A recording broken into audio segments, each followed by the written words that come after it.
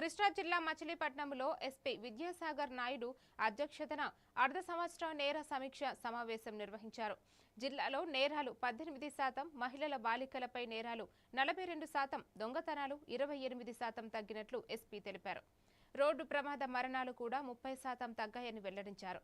Helmet వినియోగంపై అవగాహన rally నిర్వహించి ద్విచక్ర వాహనదారులు తప్పనిసరిగా హెల్మెట్ ధరించాలని సూచించారు.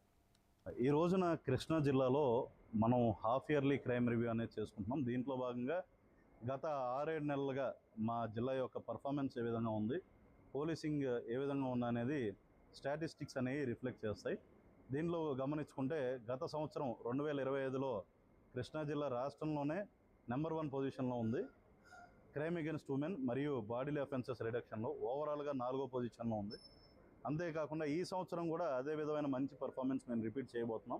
ముఖ్యంగా చూసుకుంటే ఓవరాల్ క్రైమ్ అనేది కృష్ణా జిల్లాలో గత హాఫ్ ఇయర్ ఆఫ్ 2026లో చూసుకుంటే విత్ కంపారిజన్ విత్ 25 చూసుకుంటే 18% అనేది తగ్గుముఖం పట్టింది. అంతేకాకుండా బాడీలీ అఫెన్సెస్ కూడా మనకి 14% అనేవి తగ్గినాయి. క్రైమ్ అగెన్స్ట్ ఉమెన్ గణనీయంగా తగ్గింది. మరింత బెటర్ పర్ఫార్మెన్స్ అనేది ఈ సంవత్సరం ఇవ్వడం జరిగింది. 42% అనేది మేము తగ్గించగలిగాం.